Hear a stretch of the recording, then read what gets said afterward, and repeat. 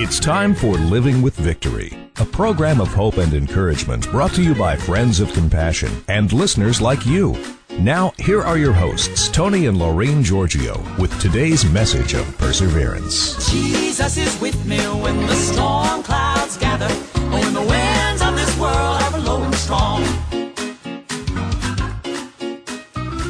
Welcome to Living with Victory, proving life isn't about waiting for the storms to pass. It's about learning to dance in the rain, giving you peace, power, and joy through perseverance and faith above all in Jesus Christ. I know you've heard it, but it's so true. And a couple of quick reminders, as usual. You can email us your comments at livingwithvictory@gmail.com or call 828-926-4600. Later on, our announcer, Tim Hodges, will have additional information for you on how to contact us and donate if you'd like. Now remember, our partnership is with the Journey Christian newspaper, and it's a free print and online publication offering encouraging articles, local Christian events, as well as world and local news from a Christian perspective. And if you want to learn more, just visit their website, journeychristiannews.com. The Journey Christian newspaper, encouraging Christians on their walk with Christ. And coming close is the first annual Christian Business Expo, and it'll be held Saturday, October 20th from 10 a.m. to 7 p.m. at the Western North Carolina Ag Center in Fletcher in the Davis Building. You can bring the whole family or a church group if you like. If you want more information on exhibiting and attending, you can log on to their website, wncchristianexpo.com, or call 828-676-6535. And this is also sponsored by the Journey Christian newspaper, and they're going to have local Christian businesses, ministries exhibiting all kinds of fun and seminars. So don't forget, this is coming up on October 20th, Saturday, 10 a.m. to 7 p.m. And now, my wonderful co-host here and 45-year partner, Laureen, has the word of the day and our topic. Hey, hi, hon. Hi, it's a pleasure to be here to talk about living with victory in Christ. This again is part 2 of God in the Trenches. Matthew 19:26. But Jesus looked at them and said, with men this is impossible, but all things are possible with God. Proverbs 18:24. The man of many friends, a friend of all the world, will prove himself a bad friend. But there is a friend who sticks closer than a brother, and that is Christ. We have a story this week that we started last week about a person who started out by selling vacuum cleaners door to door. He pursued that because he wanted to do something else. He wanted to become a speaker, a motivational speaker. And you may recognize the name of Zig Ziglar. The point of this whole story is not going to be on positive thinking exactly. It's going to be that the storms in life don't always just stay away from you. They keep coming, and you can't wait for them to pass. You must keep dancing in the rain with Jesus Christ above all as the person who's going to lead you through it. And as we go on with this, you're going to understand why we say this, because here's a person. Zig Ziglar made a name for himself from the point of selling these vacuum cleaners and all. I think it was full of brush. He was selling all kinds of stuff, knocking on doors. He would go out speaking anywhere and everywhere he could. The thing was, Zig Ziglar didn't get paid for it at that time. He gave freebies everywhere he went, as long as they would hear him. I'm trying to do that too, folks, just in case. I don't care. At this point, love offering, doesn't matter. I'm out there. But I've been speaking for years, But I'm not Zig Ziglar. I'm Tony Giorgio. If there is anything that is more discouraging, it's knocking on doors and trying to sell an item. Oh, yes, I remember those days. Talk about perseverance. Yep. In his case, Zig Ziglar did it. He kept going and going. And it took years for him to get his first paid engagement. While he was out there, the name Zig Ziglar kept coming up no matter where he went. And he didn't go to the big auditoriums. He went to little church groups. He did little conferences. But he built up what he wanted with always the thought in mind that with his faith in Jesus Christ, he was going to make what he wanted come through by working at it and being a child of God, knowing that the treasures were there.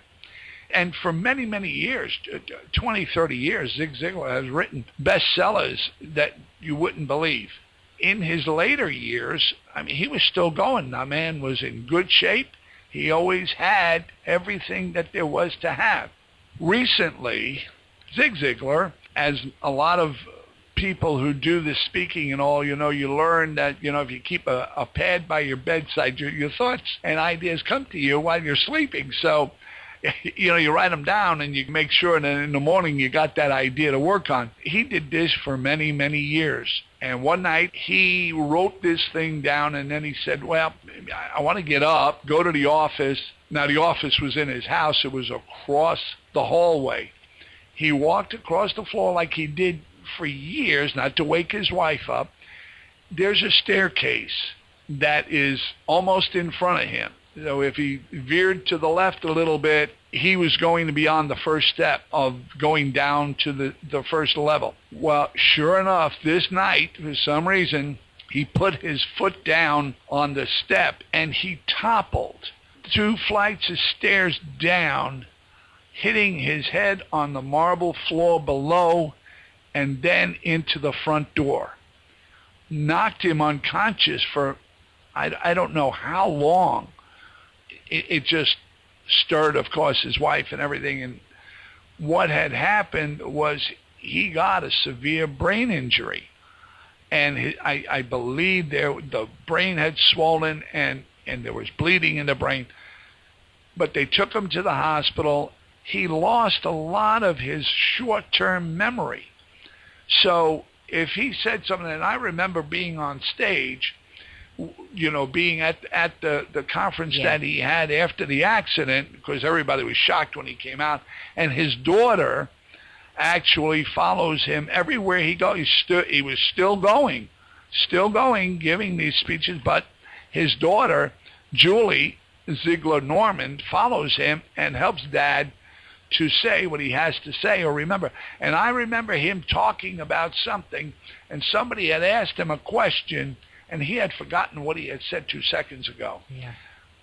Think about this storm, all the money in the world, successful as could be, for 20, 30 years, a man on top of it. I mean, appearing with all the biggest of the big speakers and meeting presidents and you name it. Here he is. He's down, about as down as you can get down in human terms, and suffering something terrible in his 80s, and you'd say, well, he had it made now. He's comfortable. He was doing something he did all the time for maybe 20 years that they lived in that house. He never, ever mistook that step and went down those stairs, and he was always in the dark. He now, of course, is living everything to the point of saying, I believe in what I've been speaking about all these years, and he's proving it because he picked himself up with the help of his family and with his faith in Jesus. And he's just done what he had to do. He had a favorite scripture, I believe, that he lived by. Yeah, exactly. And I'll read that. His favorite verse that he says was Romans 8:28. We know that all things work together for good to them that love God, to them who are the called according to his purpose. And this is the verse that allows him, he says, to know that God will use this season of his life, difficult though it may be, for his glory and his, Zig Ziglar's, ultimate benefit. By human standards, he says, my fall down the stairs and the vertigo and the brain injury that resulted in my short-term memory loss would seem to dictate an end to my long and much-loved career. But I'm not here to tell you that even with its problems, my life is more inspiring, more intriguing, and more fulfilling than ever for me. Could you imagine? That's from his new book, Embrace yes, the Struggle. The last book was Embrace the Struggle. Zig Ziglar. And the accounts of the accident, of course, his family had to fill him in because he was out. And he wrote this book with the help of his daughter, Julie Ziglar Norman. And it's a fantastic book, Embracing the Struggle, or Dancing in the Rain. You know, when we go through our struggles, and we're always praying to God and trusting him, and we're wanting to trust him, and sometimes we fail him. But then God turns around and says, well, now I want to trust you.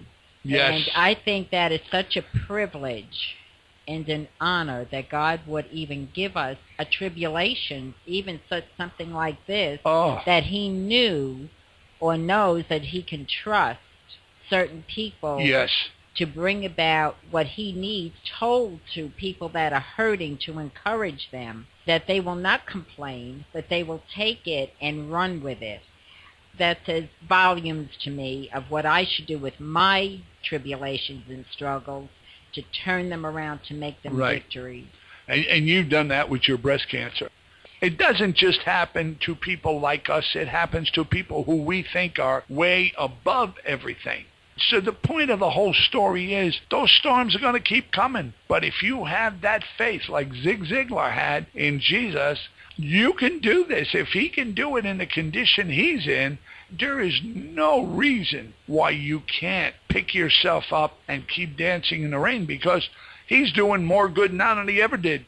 So let's remember that.